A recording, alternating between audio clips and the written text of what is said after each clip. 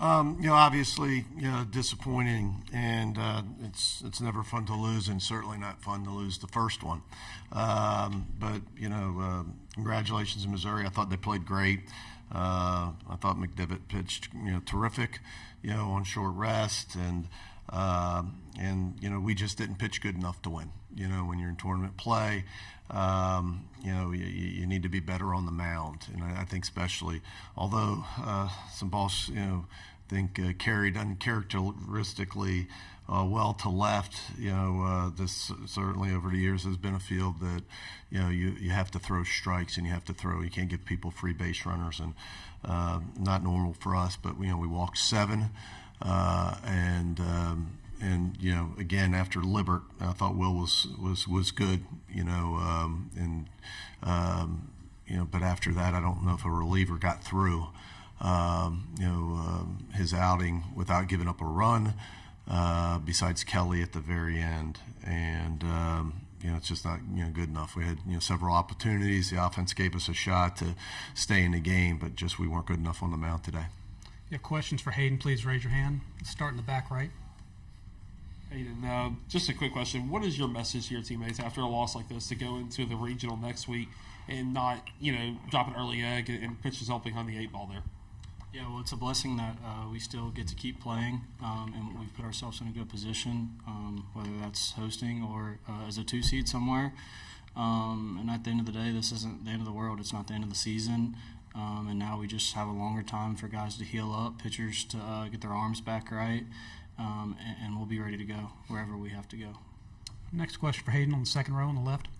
To kind of follow up on that, how do you prepare with a little bit more extended rest now? I just think it's the process every day. Coach Bianco talks about it, whether that's in the weight room, in the batting cages on the field, just fine-tuning things. And I think it'll be a really great opportunity for us to get better and, make a run. Next question for Hayden, front row on the right. Yeah, I guess just with the ABS coming to town, what did you make of that? And is that something you're thinking about in the batter's box at all, or what was the thought there? I didn't think much about it, honestly. Missouri had a lot of ones go their way, so that was, a little frustrating, but their catcher did a great job of using it, and, it's part of the game. It's, the rule, and it is what it is. Second row on the right. Hayden, what's it like to play with guys like Decker and Foley that can just be key answers to you guys offensively, and what that could roll into regionals next week? It's awesome. We got Dom Decker from Murray State, and he's a guy that didn't hit any homers last year, and he's got 10 now. And, he's just one of the best teammates I've ever had, and same for Foley. Foley got off to a really slow start this season, and, he's picked up his batting average of like 80 points in the last 3 weeks. And, he does his job every day behind the dish, and he deserves everything he's getting, and they're huge pieces for us. Any more questions for Hayden? Second row on the left. A lot of regional veteran presence from years past, either returners or even Becerra and Dom coming in. How does that kind of help you guys prepare for regionals with the experience and everything? I think we'll be ready. Guys that have been through the fire before, and they want to be out there. They want to win. We've had multiple guys that have played in Omaha with I'm pretty sure Dom and Hunter. So they know what it takes, and everybody wants to win, and we want to play as long as we can. We don't want to leave these seniors going outside. Anyone more for Hayden? If not, Hayden, thank you for your time. Thank you. Good luck the rest of the way. All right, if there are questions for Coach, please raise your hand. Let's start on the third row on the right. Coach, Hayden kind of touched on the ABS factor. It's new, but now that you've kind of seen it in action, what's kind of your reaction? How do you think it worked? I'm sure there was a lot of angst, from the Southeastern Conference. I applaud them for, trying to always be on the cutting edge of baseball, to get it done and to get it, running and to operate like it did, in game one, I thought was, outstanding. I'm sure, like everything, there's, some things that, maybe they'll look back and can improve. I don't know what those are, but I thought, it's hard, I think, from the fan standpoint or anybody who's watching a game to be disappointed in the way it operated, the way the umpires and everybody facilitated everything. I thought it went well. On the front row, on the left side. Mike, what was your message to the team after this one? Obviously it's frustrating. It's frustrating to lose, as I said earlier. It's frustrating to lose the first one. We'll get over it. The next time that we do this, it's you're in postseason now, and so although this is a single elimination, you lose, you go home. There'll be a time that you may get one mulligan because it's double elimination, but you lose and it's over. And for some guys that are, their baseball lives will be over. They'll never play again, and certainly this team will never be put together again. And so the message is to understand the sense of urgency of every pitch, of every play, but even beyond that in the game, of everything that you do, from rest to what you eat and what you put in your body, what you think about, all those things that affect the baseball game. It's so subjective, nobody knows exactly how much, but when you put your back against a wall and this could be the finality, I think that sense of urgency rises. And so we're disappointed.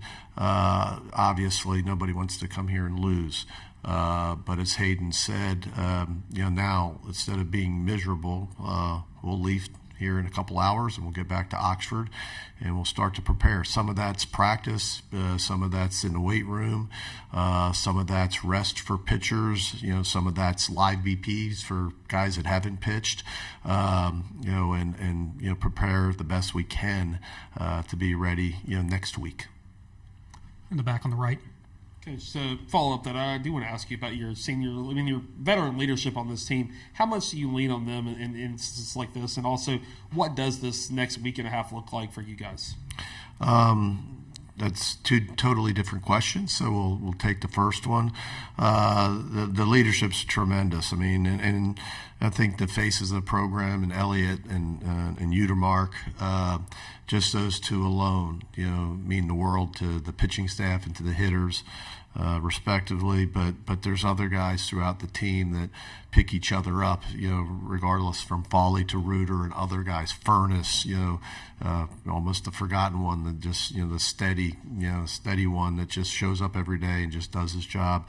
And so they get it, they understand. So, the leadership of any really good team, I think when you look back, and it's hard when you're in the middle of it and you're in the middle of the fight, you talk about those things more at the end, when it's all over, or when it doesn't go well. Usually it's, because of a lack of, leadership and some of those things. But we feel really good about our guys and the guys that are out front.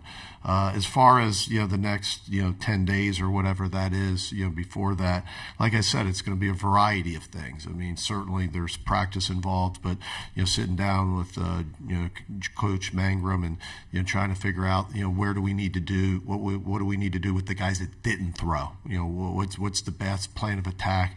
I'm sure some of that will be rest. And that's one of the reasons that Hunter didn't pitch today. We